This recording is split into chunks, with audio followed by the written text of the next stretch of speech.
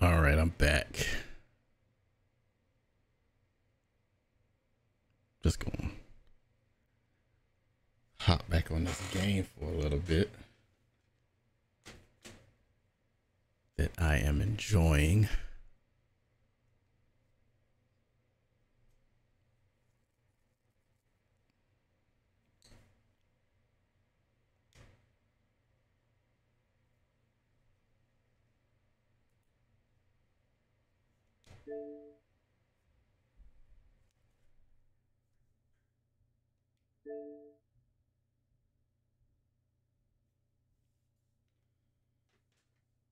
Oh, hold up. Let me check something right quick.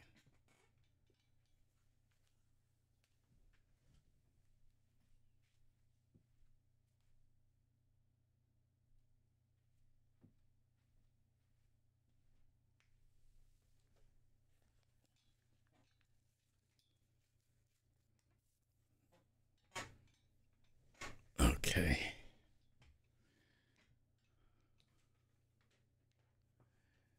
Some drama going on with the neighbors. I ain't got nothing to do with that. Clearer. We won't get a transporter lock. It's just not happening. Power up the tractor beam. We'll pull them directly into the docking bay.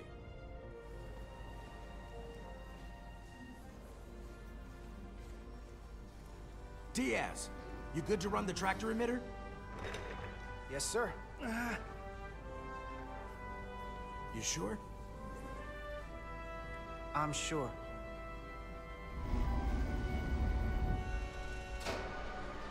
Come on, Diaz. First thing, lock onto the shuttle and stabilize the rotation.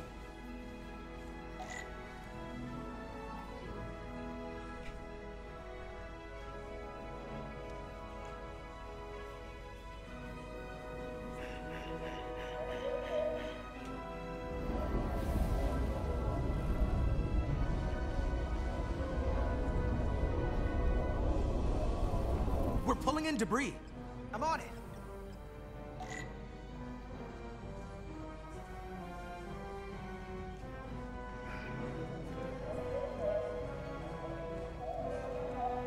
Hell.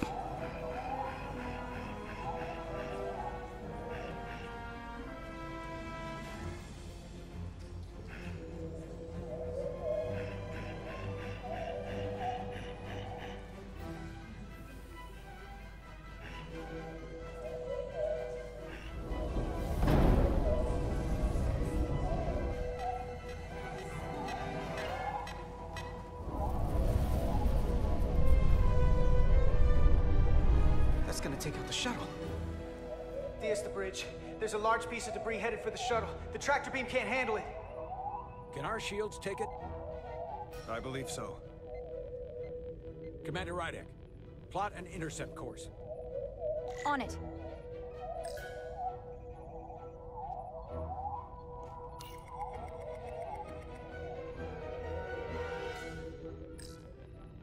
The hell? Oh.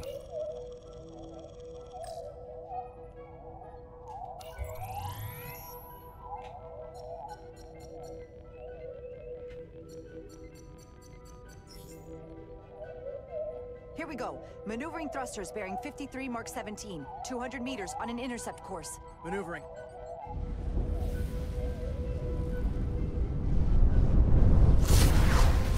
Got it.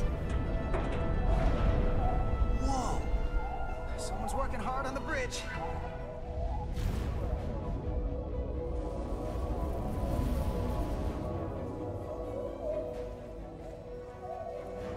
Oops.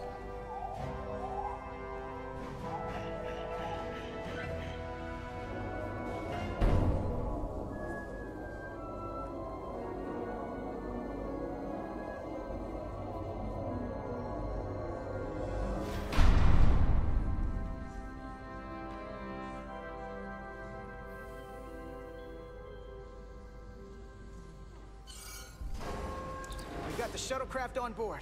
Good job. We're on our way down to meet them.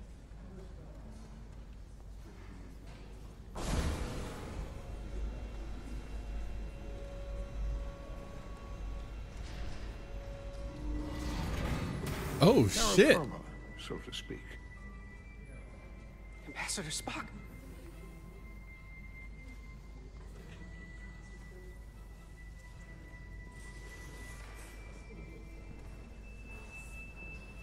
The captain will be right down to meet you, sir. In that case, I will wait for him here.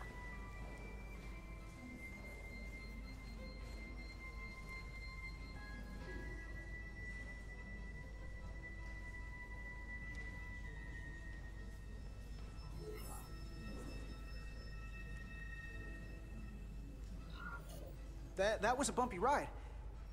Are you all right, sir? There are some elements of space travel that I would prefer to have left in my youth, but I am, at present, unharmed by the ordeal. It appears I have you to thank for my safe arrival. Your assistance arrived not a moment too soon, if I may say so. Well, it wasn't all me. I got some help from upstairs. A bombastic approach to clearing debris. We thought we were prepared for our arrival in Hotari space, but it is evident my craft was not sufficiently robust for such intense ionic activity. The storm has been pretty intense. There was an element that was most unusual. Before you came to our aid, our maneuvering thrusters and impulse engines were rendered inoperable. So we attempted a short traversal at warp speed, only to find that we could not achieve warp at all, even though our diagnostics computer showed no faults or anomalies. What do you make of that? When all indications say that warp speed is possible, but in practice, we find it is not. Well, this storm is one of the strangest phenomena we've ever encountered. It's disrupted other systems. Who knows what it might do to a warp drive? Yes, it would seem further investigation is called for. Take readings, run some additional diagnostic checks, and we'll get to the bottom of this. Quite logical, Petty Officer... Carter Diaz. Sir. Thank you. Ambassador Spock, Excuse me. I'm honored to have you aboard. I'd like to get right to it. We're already behind.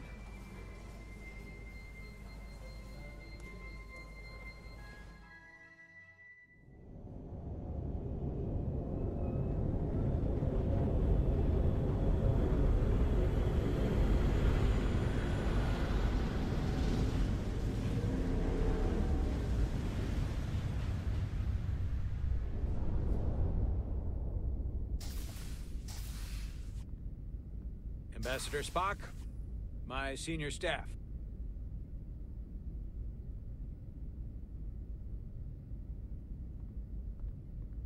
It's not every day that a captain gets to welcome a Starfleet legend aboard. You flatter me, Captain Solano. But legend implies the past tense, whereas I am very much focused on our present circumstances. I didn't mean to suggest you were stuck in the past. You're right, Ambassador. Not the most diplomatic choice of words. Your experience comes from the past. But our present situation calls for it. True enough. We were hoping you could fill us in on the details. We got the basics from Starfleet. Two formerly peaceful neighbors are now on the brink of war. Indeed, and the tension between them grows fiercer by the hour.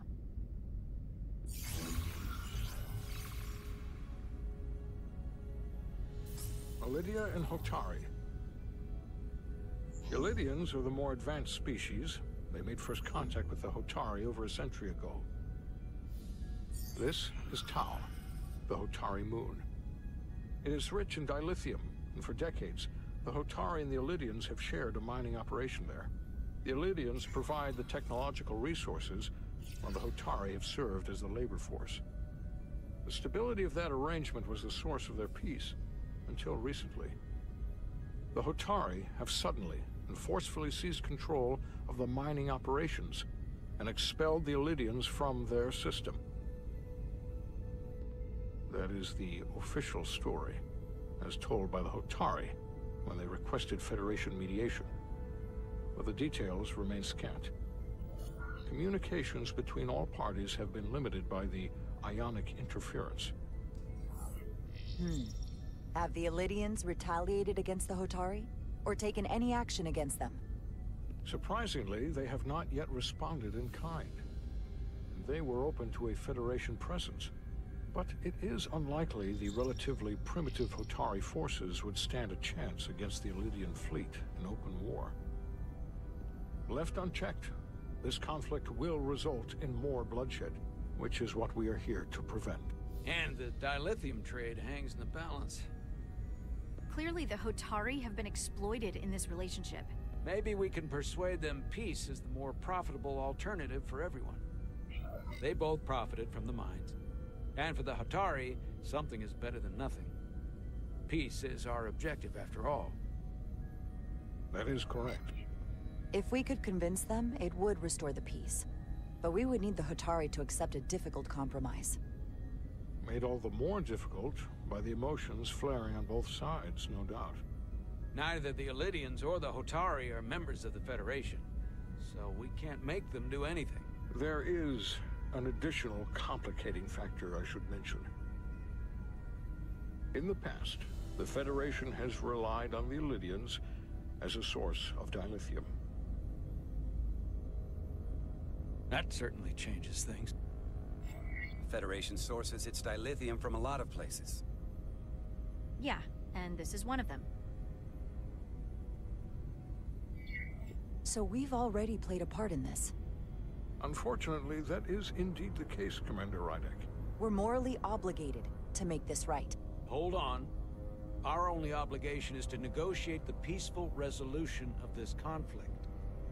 Given the Federation's involvement in the Elydian dilithium trade, Captain Solano and I must make every effort to appear neutral in these negotiations. What worries me is if this whole thing unravels, and we're at the mercy of the storm at less than full strength. We can't let it come to that. Considering what the Ion Storm has done to our ship, and the Ambassador's shuttle, we have to assume the Elydian fleet has had problems with it as well. This recent surge in the energy disturbance temporarily levels the playing field. Commander Westbrook is correct. The energy anomalies around the Hotari systems have been noted in the past. But they have never been observed on the orders of magnitude we have seen in recent weeks. If it's keeping the two sides talking instead of shooting at each other, that actually helps us negotiate a peace. And we'll take advantage of that as long as it works in our favor. And when it doesn't? All the more reason to learn as much about it as we can while we are here. We do not want to be caught unprepared, should the energy anomaly continue to fluctuate.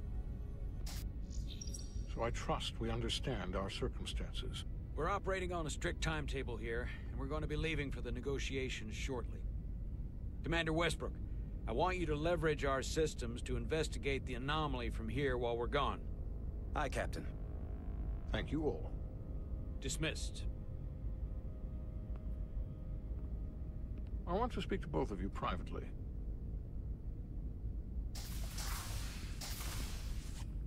Ambassador Spock, I'd like to make a formal introduction. My first officer, Commander Jara Rydek. Commander, as you are aware, there are limits to what Captain Solano and I can do in our official capacity as representatives of the Federation. But someone in an unofficial capacity, your first officer, for example, would not be bound by those restrictions. Commander Rydek could ingratiate herself to certain parties behind the scenes, where they may be more candid in revealing information that could lead to a resolution. She certainly goes her own way. Maybe that helps in this case. It would be unconventional. I'm perfectly happy to work outside the lines. And by extension, you will be doing your duty, Commander. Just not too far outside the lines. Well, I hope Commander Rydek will have more luck finding out what really happened than we will through official diplomatic channels. The fate of the negotiations, the interests of the Federation, and the prospect for peace may very well depend on it. Dun dun dun.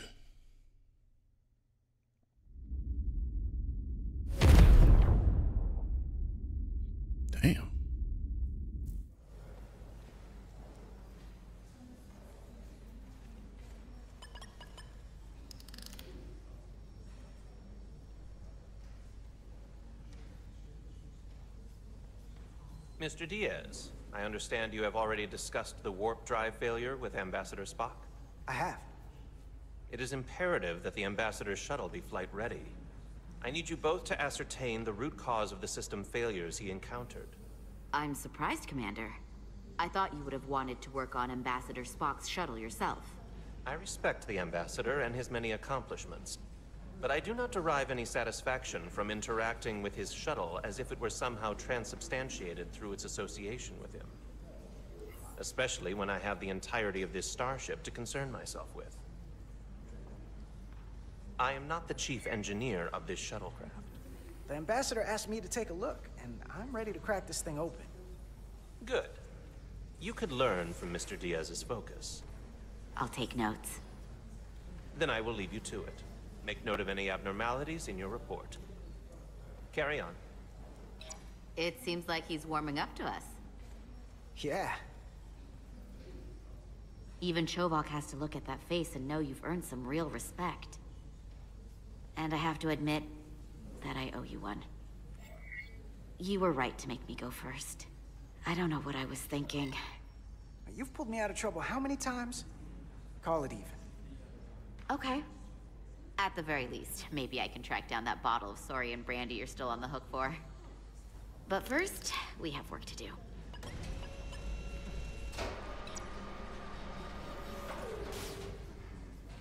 Ready to go? All set. Let's run the diagnostic.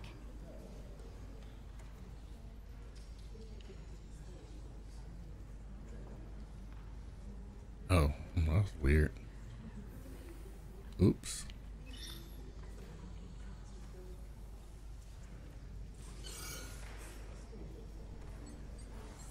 So... I know about your talk with Miranda. You do? She sent me a Priority 1 dispatch right after your conversation. I'm happy for you. Both of you. Thanks. But I'm only going to tell you this once. Don't screw this up. Because I would be very unhappy if you tried this out and then, I don't know, 6 weeks or 6 days later, I have to start splitting holidays between the two of you.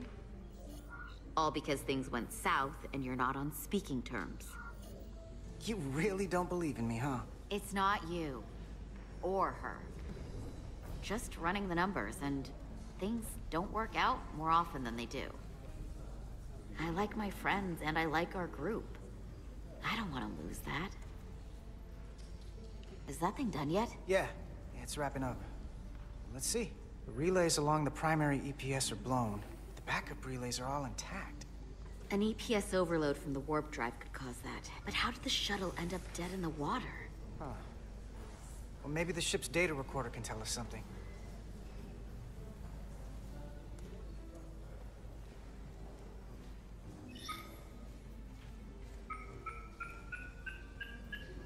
Here. They were only about 8 minutes from their plotted warp point. No faults, just those warnings. What are they?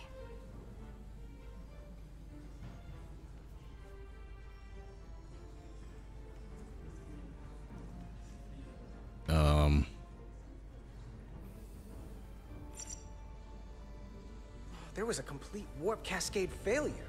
Wow. They're lucky the shuttle didn't turn inside out. Makes me think the computer panicked on the warp field equation. Ah, stop it. The warp field became inverted suddenly. I've seen this happen when the center warp coil cracks. A cracked warp coil throws a fault code. Still, we should take a look.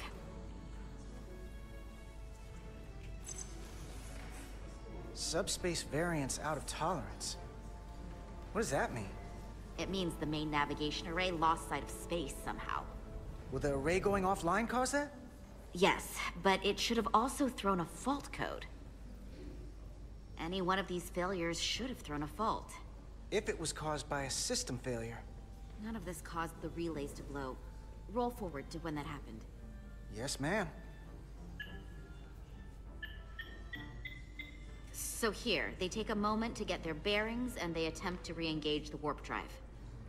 There. That's the relays blowing. And look, there's another warp system alert. They're all the same. Subspace variants out of tolerance, or warp inversions. Finally, there's a complete warp cascade failure. Then it's one of two things. Either a warp coil is cracked, or the navigation array is offline. That makes sense. Divide and conquer. You want to check the warp coils or the navigation array? I'll check the other. Let's not overcomplicate this. One of these systems is likely broken. I'll check the nacelles for a cracked coil.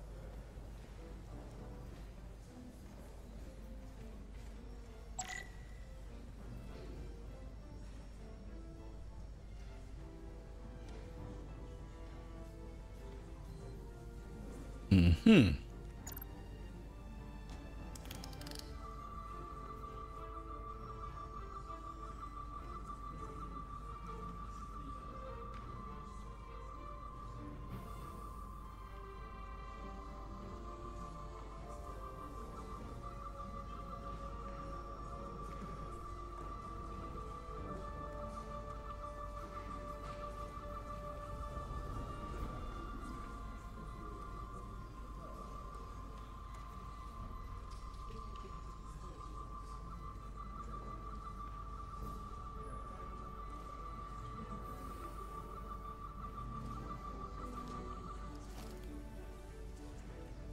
Maybe I'm too far.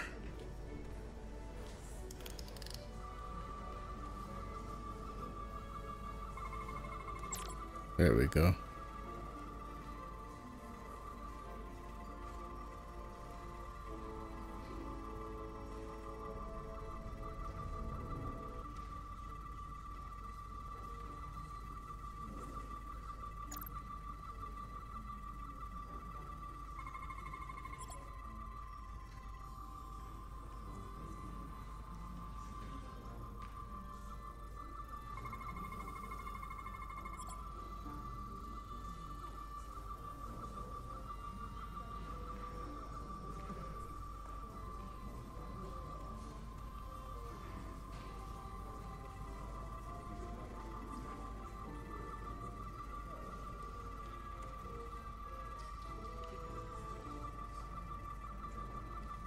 Oh, I already got that one.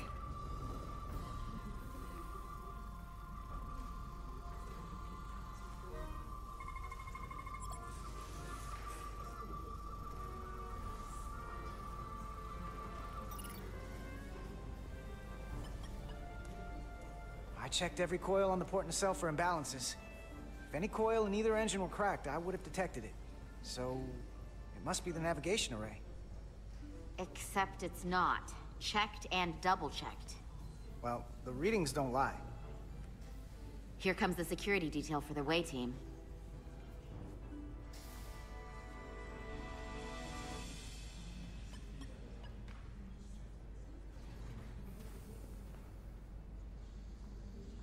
Hey. I'm not here. We're escorting the negotiating team to the surface as soon as they come down from the bridge. I don't want to interrupt some important work. I was just hoping to see you before I go. The captain and the others will be here any minute now.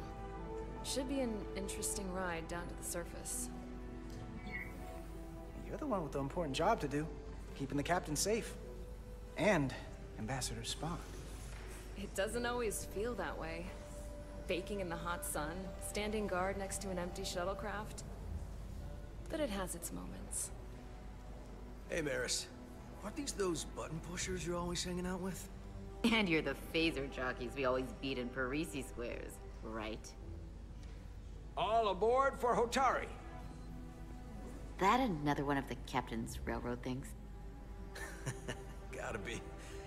I just usually zone out by the time he gets to the whole, steam engines were the warp drives of their day part. Catch y'all later. You don't want to miss your train. I do have to go.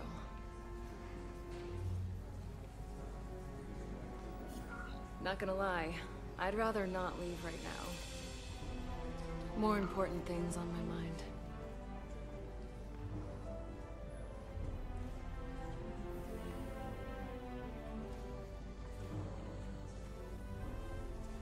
That was nice.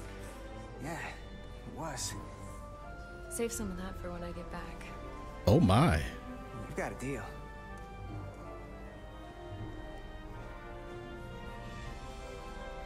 Be seeing you.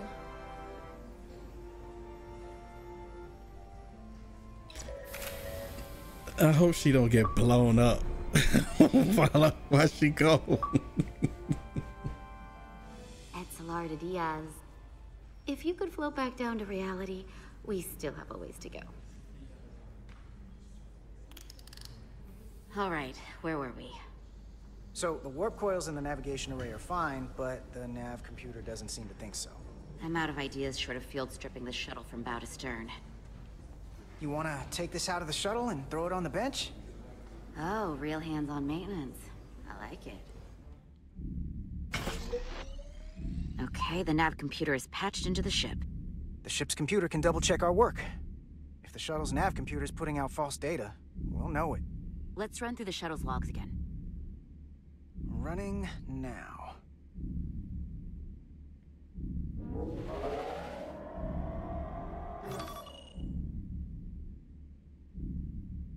Same.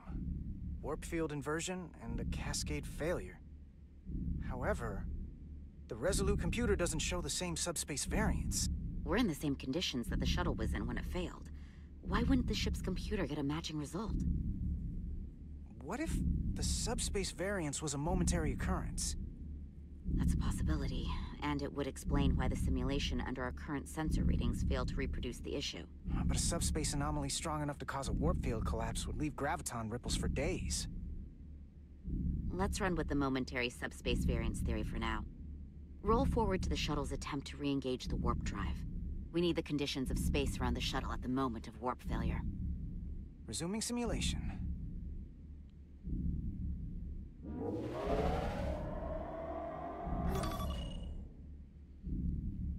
Error in warp field calculation. Cochrane formula variables are out of range. That right there. Take the shuttle sensor data from that moment. Computer, why did the warp field calculation fail? Warp field pressure returned non-orthogonal. Results are undefined. That doesn't help. Wait, what if we use a different ship? Put the Resolute into the simulation instead of the shuttle. Yeah, it should warp just fine. Unless... Computer, run the simulation with the Resolute. Resolute simulated. Computer, give me manual control on the warp power. Static field intensity, warp 1.1. 1.2. 3. Warp pressure is destabilizing. Error in warp field calculation. The warp drive has experienced a system-wide cascade failure. Warp field collapsed. Subspace variance is out of tolerance. Cochrane formula results are undefined. Bingo. What-o? The same moment when the shuttle failed to warp, so did the ship. Whatever happened to the shuttle just happened to us. The Resolute will not sustain warp. We can't leave Hotari space. Uh-oh. That ain't good.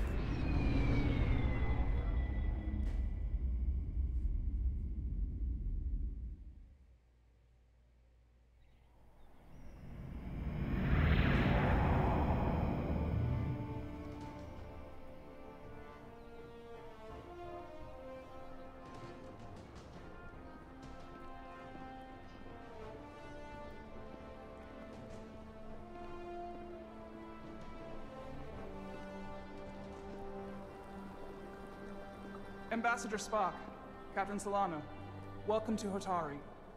We are honored you have come. Damn, she's tall as My name is hell. Tyler Saltaris, Minister of Diplomatic Affairs. The honor is ours. And this is Commander Jara Rydick, first officer aboard the USS Resolute. You'll find she has a keen mind and unique insight into the dynamics between the Hotari and the Illidians. We are honored to be here as representatives of the Federation. I'm so glad. These must be the representatives of the mighty Federation, the reigning authority in the galaxy. Or so we've been led to believe. Whether that's true or not remains to be seen. But, either way, we're grateful you've made the time to come to our little corner of the universe. And you are? This is Galvin, and this is Citron, the heroes of the revolt in the mines.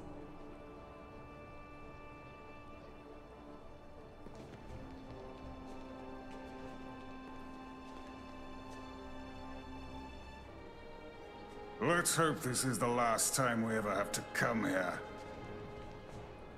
If you'll excuse me.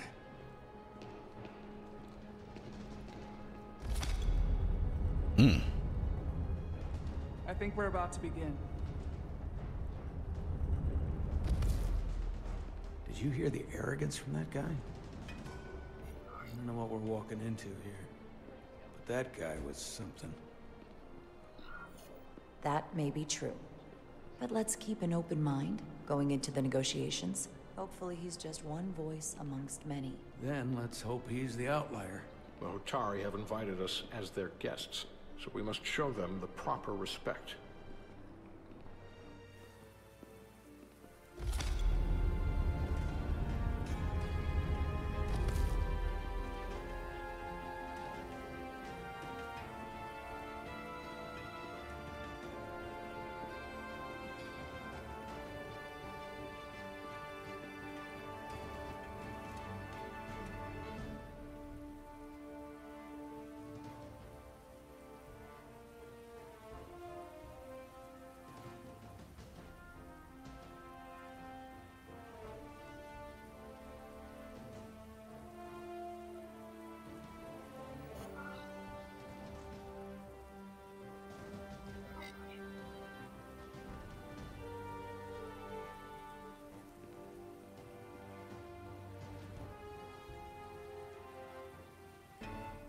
Ambassador Spock, welcome to Hotari Prime. The honor is mine, Your Majesty. That the Federation would send one of their most respected representatives is not only an honor to the Hotari people and their queen, but a recognition of our stature and importance. Let's get on with it, shall we? With all due respect to the Federation and their ambassador, they have no authority here. We are not members of their alliance. We are not subject to their rule, nor yours. We demand the immediate return of all mining operations to Elydian control, as it has been for centuries and will be for centuries more. That has always been our understanding. That understanding has changed. Then you invite war! And if you cannot remain silent, you will be silenced. But his point is well taken. What is the Federation's interest in this matter? Perhaps you would have us trade one oppressor for another? The Federation remains neutral. Our only interest is the peaceful resolution of this conflict. We are here at your request, Your Majesty. For now. I'm trying to keep an open mind here, but it's not easy. I thought they wanted us here. Was there something you wanted to say, Captain? Oh, no. My apologies. And what about the Kobliad? She's not part She can speak for herself, can't she? Then let her. Oof.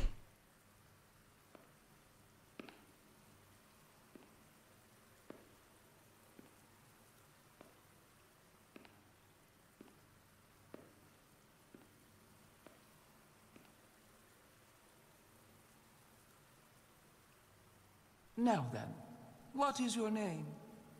Commander Jara Rydek, Your Majesty. Being a Kobliad, you would know better than anyone. Your people suffered brutal treatment at the hands of the Cardassians. Their injustice towards the Kobliad is as unimaginable as it is unforgivable. Not unlike how we have been treated by the Elydians. As much as they'd have you believe they are the victims here, remember it was the Hotari who attacked us. Hundreds of innocent Elydians were slaughtered without mercy in those mines. The blood is on their hands, not ours! Quiet!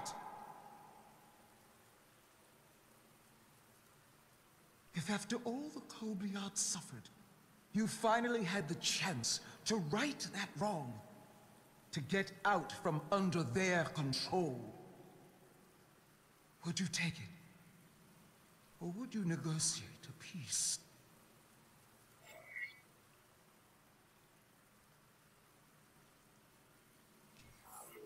There is no remedy for what the Kobliad suffered.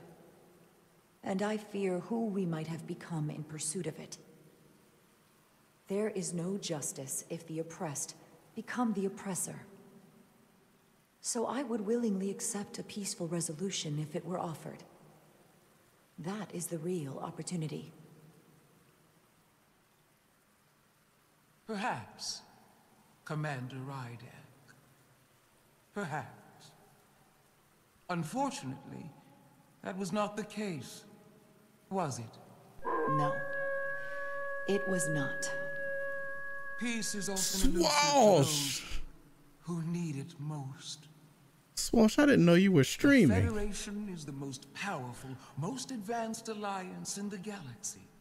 It's widely known we have an abundance of I don't think I'm following you, Swosh. And it's in your interest to secure a steady supply. Your Majesty, if I may. I'll have to fix that later.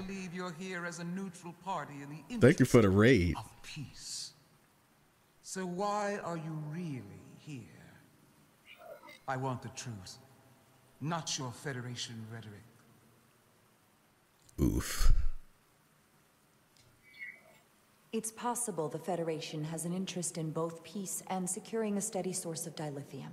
One does not preclude or prevent the other. But that's just my personal opinion. Given the Federation has done business with the Elidians for decades, I would agree. I'm playing Star Trek Resurgence. If not, I think it just came out this week, I think. What they haven't said, but cannot deny. Uh-oh, I fucked up. The dilithium trade would not and will no longer exist without Elidian involvement. We created it for the benefit of everyone, especially the Hotari. We've given them warp technology. We've let them share in the profits. We've made their lives infinitely better OG Doom. than before Nice. dilithium was discovered. All of that goes away if the Federation turns a blind eye to their treachery. That is enough of your lies. Uh-oh. The Hotari are quite capable of running the mines. We've done so for centuries. So tell me, who deserves control of the dilithium trade and the mines on Tau? Who should the Federation recognize? The Hotari Oh, or shit. the Elidians? Shit. Only be one or the other, not both. Fuck it. If I have to choose only one, then it would have to be the Hotari. Well said. How could the just and wise Federation make any other choice? This is an outrage. The Federation has lost all credibility. Yeah, watching Matt play games is always a good time. We will take back our minds by any means necessary. Then you will see more blood spilled. Uh-oh. I am more than willing to address your concerns, Your Majesty. Yours as well, Representative. But I suggest we could have a more productive conversation with a smaller group. Perhaps only the most essential representatives.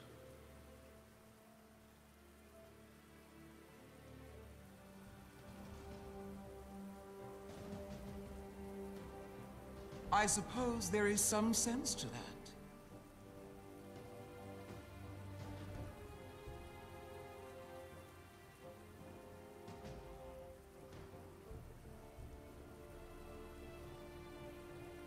I hope we meet again, Jara Ryder.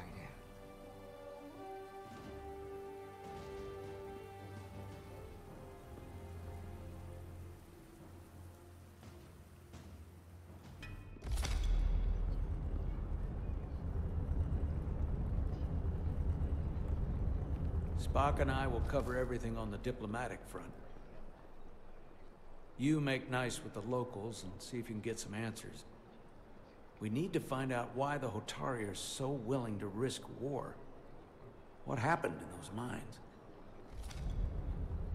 I don't think I've actually played any of the Doom games. I've watched people play them, but not myself.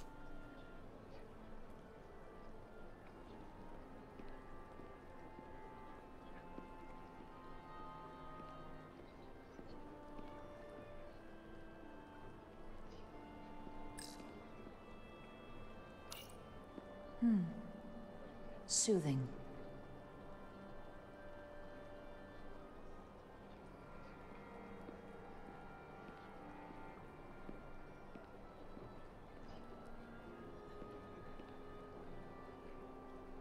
Yeah, Swash. Commander, I'm glad you've chosen to side with the Hotari.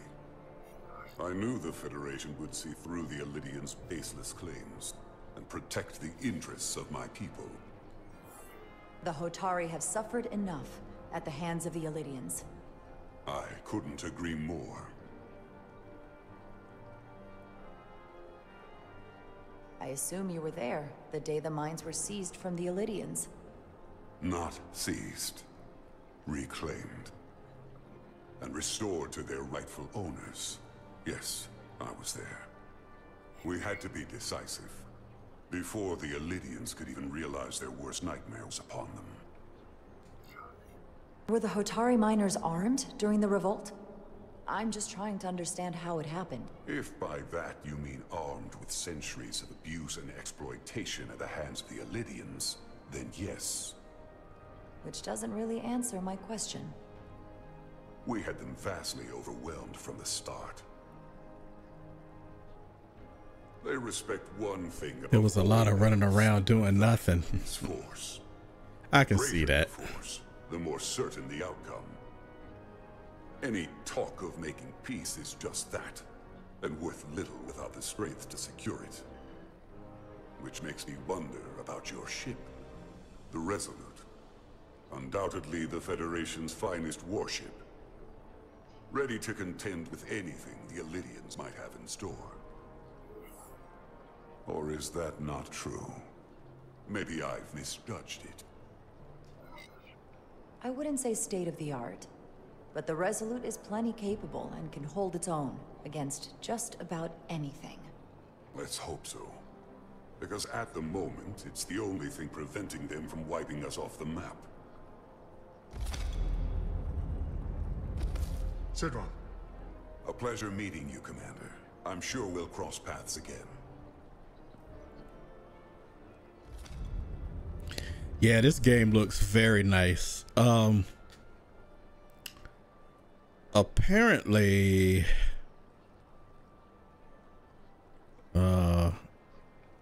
based on what I've seen, the timeline for this game should be right after Nemesis.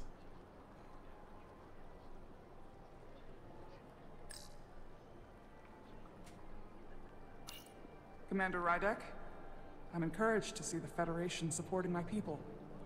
I'm afraid of what might happen without your help. I'm glad to hear it. I just hope you're not the only one who feels that way. I apologize for that. These are unusual times, to say the least. Much is changing. I saw you speaking with Sidron, our national hero. I'm curious, what did he say? He seems to be of the opinion that negotiating for peace is a waste of time. Because force is the only blunt instrument he understands. He's a miner, not a diplomat. For the first time in our history, the Hotari have the upper hand. We see ourselves as strong instead of downtrodden. New voices have risen up. Old voices shouted down. Calvin and Sidron have become national heroes. Now, they have... I'm not familiar with these species, though. Better or worse, depending on your perspective.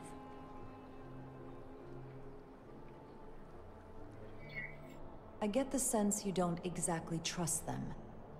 I don't trust their instincts, which are leading us to war. My fear has been that the Illidians will launch an attack and crush us. You've seen their starship, no doubt.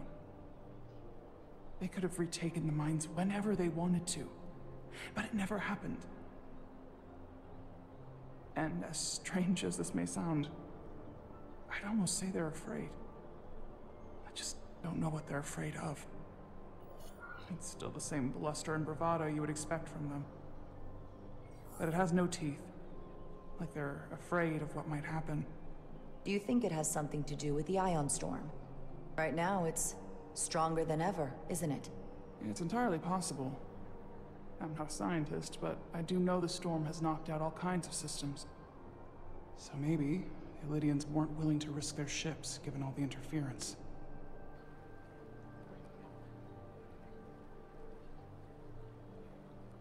Since the day of the revolt, Galvin has seized control of the mines and restricted all access. No one's allowed without his personal authorization. Yeah, this is easily the best looking just as much secrecy and Star Trek game made. I feel like something they brought back from the mines. I've made inquiries, but everyone pretends it doesn't exist. I strongly suspect they're hiding something. What do you think it is? I've heard rumors it's some sort of ancient artifact, but I haven't seen it myself. How can we know?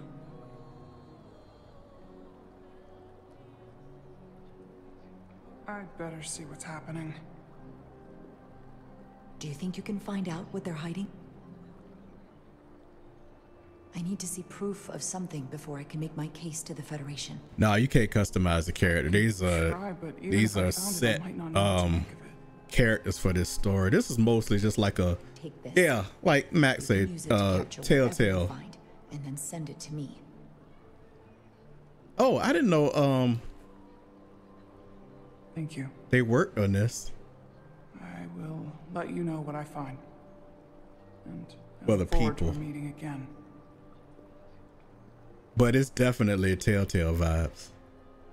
Sorry, I couldn't help but notice you were speaking with the Hotari this whole time. I figured in the interest of fairness, I should offer another perspective. Of course. I'm probably not telling you anything you don't already Okay, know, yeah, I saw the name of the studio, but I already forgot what the name of it was. As does any hope you might have for a supply of dilithium in the future. So, why you would choose to side with the Hotari escapes me.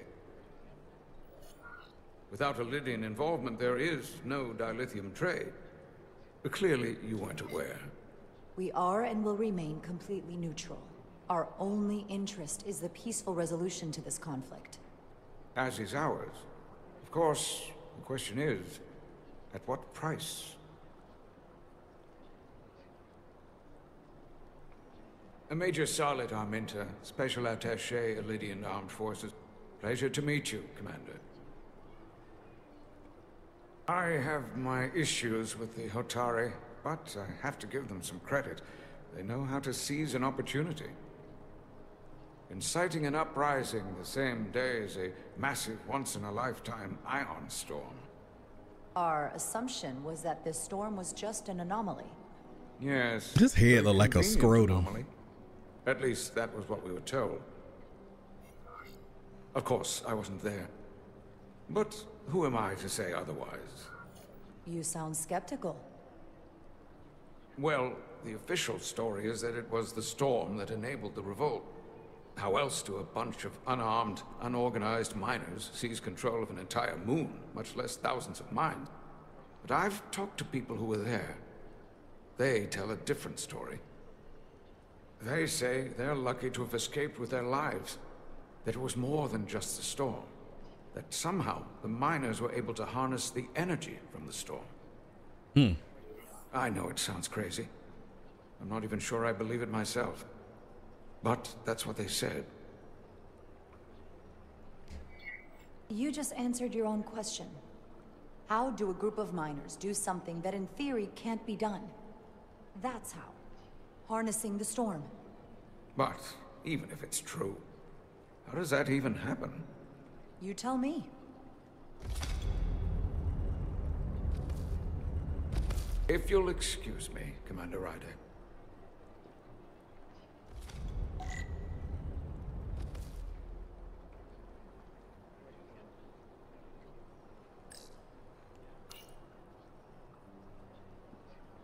They seem proud of their culture. Pride can lead to rash action. Hmm.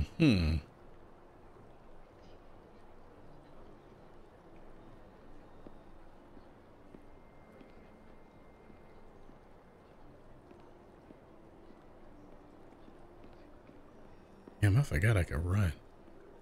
It's a slow ass run.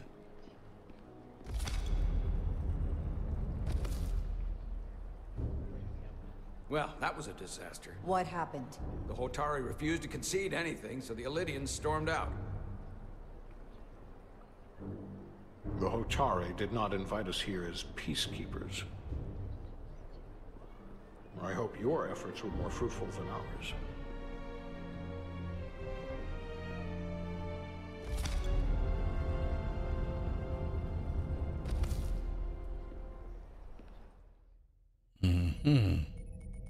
Meanwhile, gravitational harmonics failing to resolve.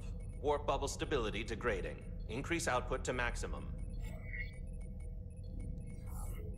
Increasing warp output to maximum. It's happening again.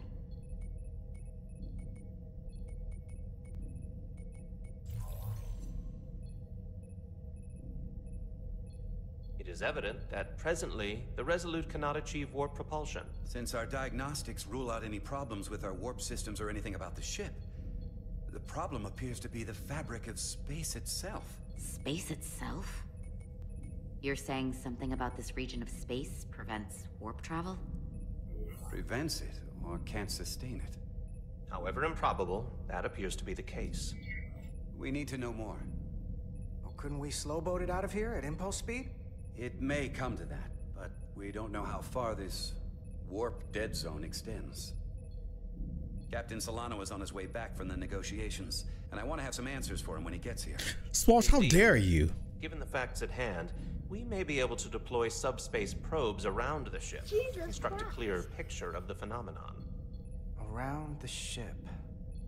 I'll prep a shuttle.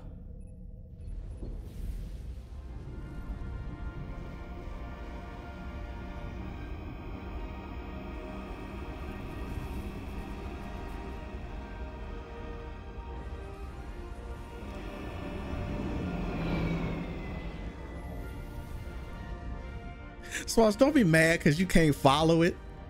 I'm setting up a He's starting to sound like Leash. Roughly corresponding to the edge of our warp field. When we get there, I'll deploy the first probe. Oh no.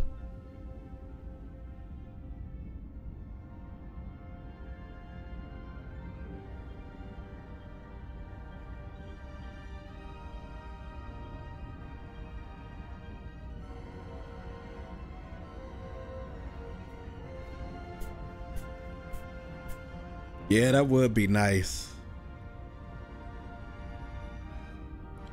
Because, I mean, Star Trek Online isn't even open world.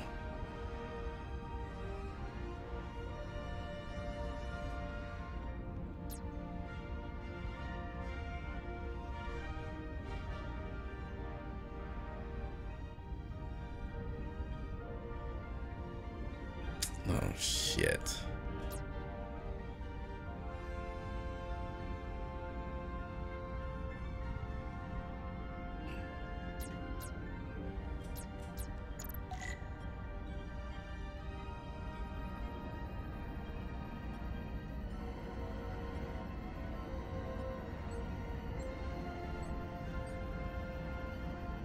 Oh, this is so weird.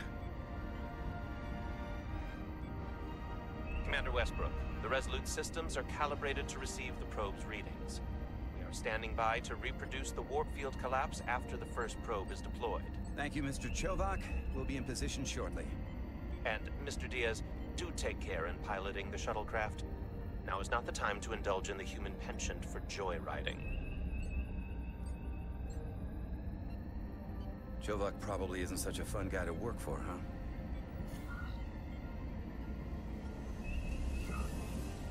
Nah, Lieutenant Commander Chovak's not so bad. You know, once you get used to him. And, I've learned a lot working under him. I have a feeling I'm going to have to work harder be a political animal like you, with this new first officer coming aboard.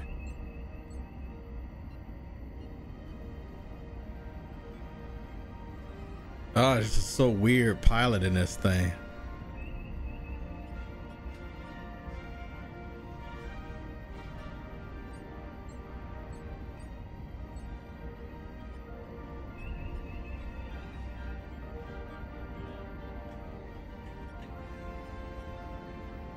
This is far enough.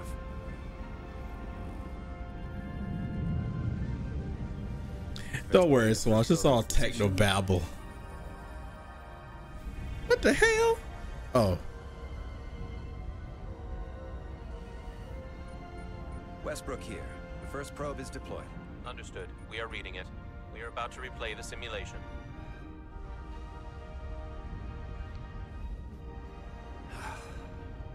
Problem? Just can't get a handle on her. Commander Rydek. She rejected my plan to use a deflector pulse against the storm surge.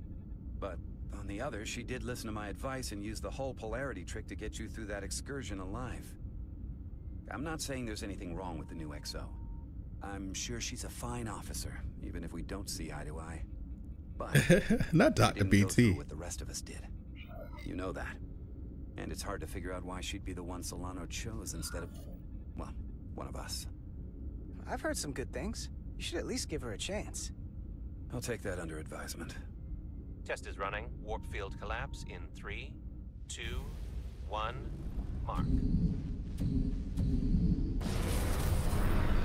What the fuck? Whoa.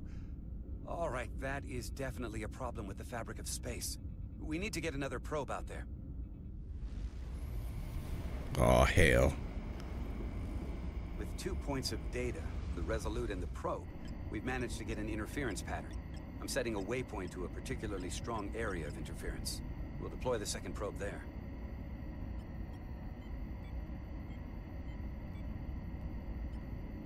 Listen, I'm gonna give you a piece of advice I wish someone had given me. Make sure you're never just one thing. And don't get so focused on what's in front of your face that you lose sight of the big picture. Before Rydek showed up, the captain pulled me into his ready room and told me he didn't think I had the people skills to be first officer. What a load of crap. I mean, if he'd said that about Chovak, sure. Well, if you're asking, I think you're a people person. After all, here we are. Me, an enlisted officer. You, one of the senior staff. Talking like old buddies. I should send Solano to talk to you. Bring him on. I'm sure you can handle him. You've got potential. You're a capable engineer. You're good in the field. Keep up the good work, and who knows? A solid jack of all departments like you could be Commander-in-Chief of Starfleet one day. Hell, Admiral Jellicoe started as a shuttle pilot. And there are places to go in the enlisted ranks, too. You know, I'd be the best leader Starfleet ever had. Lower decks always have to fix all the problems Command causes. Maybe I'd just save everybody some steps. Well, don't forget about us little people when you're running things. Of course not. You gotta remember where you came from. Yay, I did something right.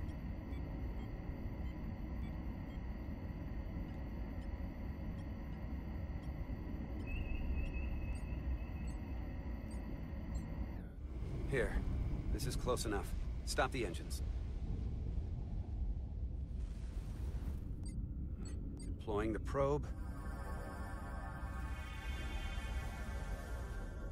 Westbrook to Commander Chovak. We're ready for another sampling of data. Very good. Running the simulation again. Warp field collapse in 3, 2, 1, mark. What the hell? There it is again. I saw it. It seems to be directional. Well, what about the scans? Jesus Anything? Christ.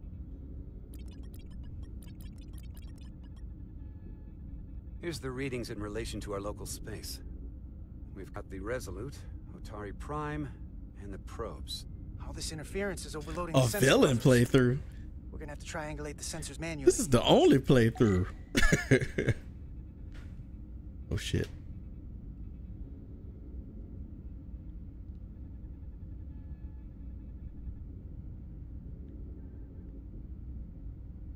We got something. These markers indicate peaks in the gravimetric interference patterns. Let's see if I can find some more.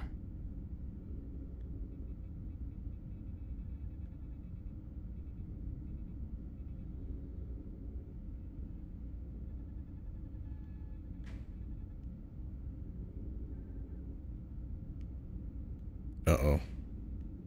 Don't be glitching.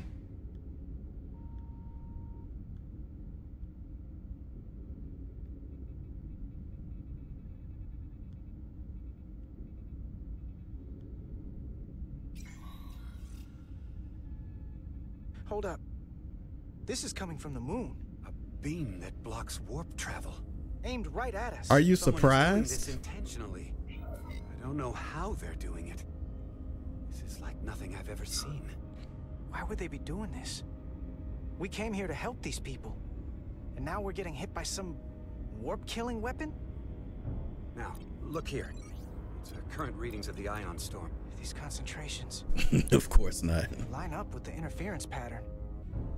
The storm and this beam, they're coming from the same place. Carter, whatever petty local conflict brought us here, it's just a small part of something much bigger. Dun dun dun.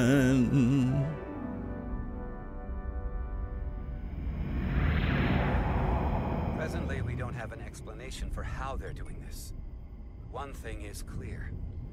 This is no... Yeah, I'm back, but I'm about to get off. Thank you, Mr. Westbrook. I want a full briefing when I'm back on board. Solano out. A targeted weapon that inhibits warp travel. Coming from the moon Tau. That would explain the difficulties my shuttle encountered. More importantly, the tenor of the Hotari during the negotiations. And here I thought the Elydians would be the problem. Coming to peace talks in a warship. This wasn't supposed to be so complicated.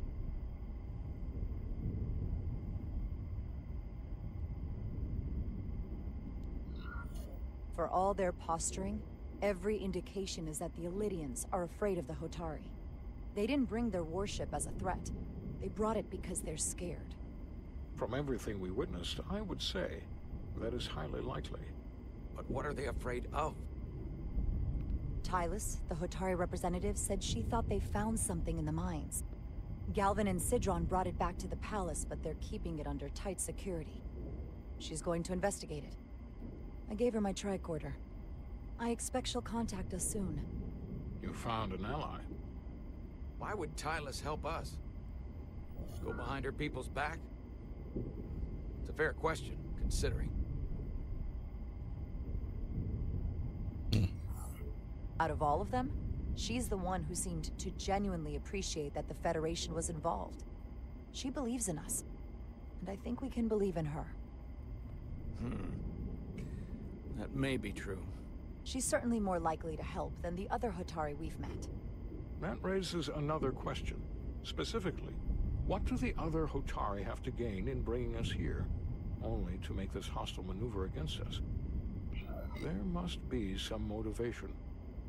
Unless they changed their minds between when they asked and when we got here.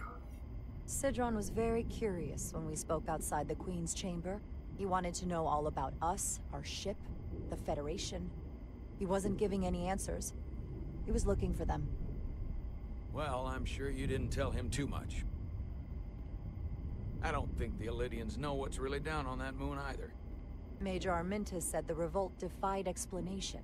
That the Hotari miners somehow harnessed the energy of the storm. Harness the energy of the storm? Doing that is beyond even our capabilities. So is a weapon that disrupts warp travel. There have been civilizations and entities, both past and present. Yeah, I was thinking the same thing. That The Elydians and Hotari don't fall I'll give him this. He does a damn good Leonard Nimoy. Investigate further. To the point where I thought they were doing the same thing that they did with Queen's advisor Tylus has asked to speak. Vader and Obi-Wan Kenobi, but that's how damn good it sounds. Galvin and Sidron are still with the Queen. I've enlisted help to gain access to the room they have under guard. I don't have much time. not supposed to leave my post. It's only for a moment. I so appreciate your help.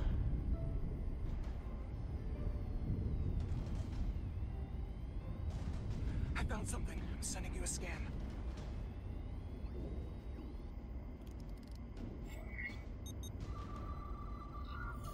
Got it. Tylus, if we needed to gain access to the mines on Tau, is that something you could help us with? No. I suppose it wouldn't be easy, but I have to go. Tylus. Can we reconnect? No. Sorry, Captain. We've lost all contact. We can only hope she escaped without harm. It was hard to tell.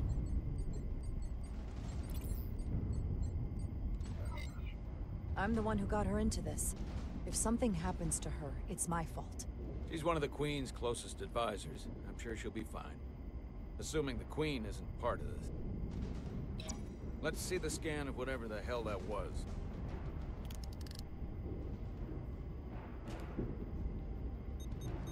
Tylus suspects this came from the mines on Tau.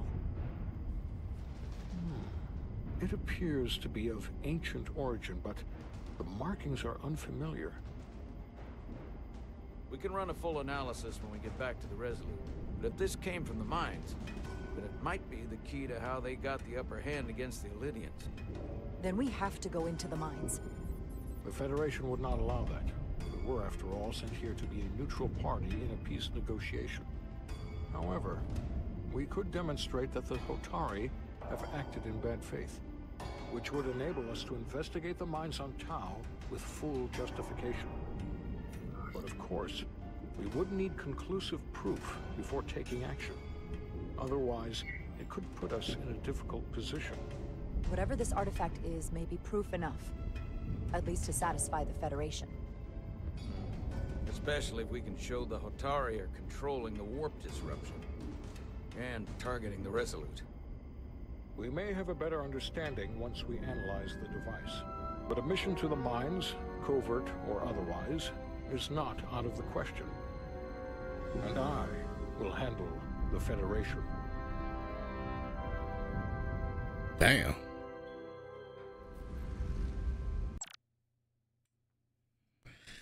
All right. That's enough of that for now. I need to go to bed. I gotta go to work. Well, I guess technically not the morning, but close enough.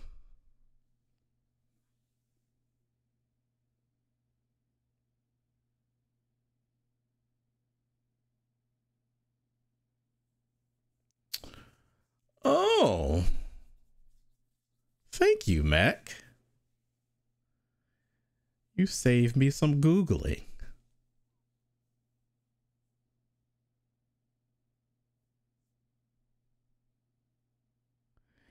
I would say he did win the role by leaps and bounds. I mean, he sounds so much like Leonard Nimoy. Like I said before, I thought they used some type of AI or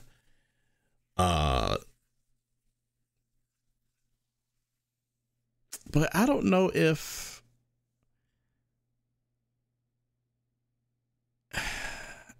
Leonard Nimoy sold or gave permission to use his voice like James Earl Jones did or Roddenberry's wife did.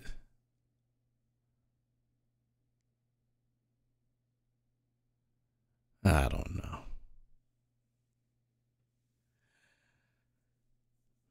Don't know.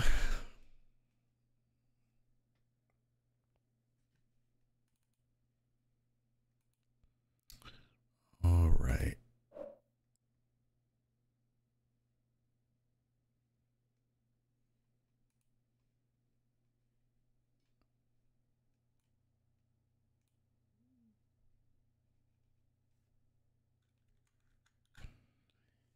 Damn it.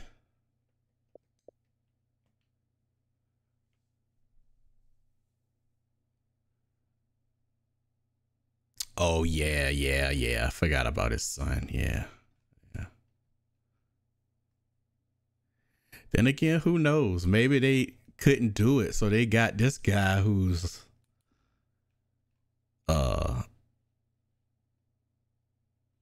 impression is pretty damn good.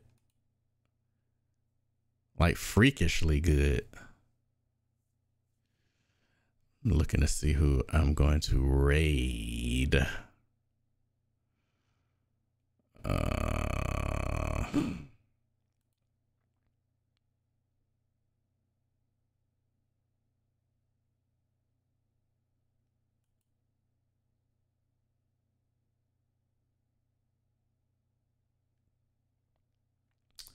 Let's go raid. Yeah. Old Spock voice. Yeah.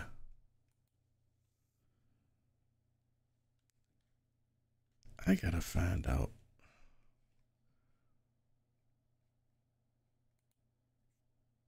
Why my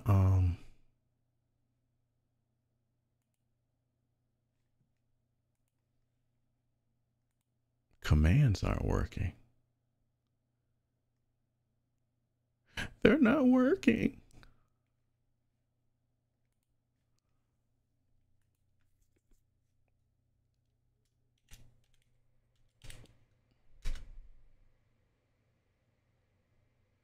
Yep.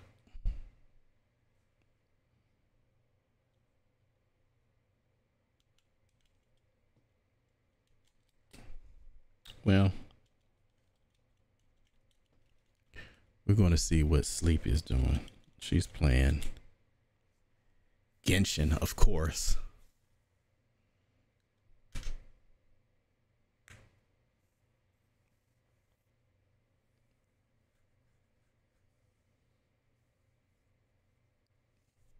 So let's go say hi to her. Thanks to not weep.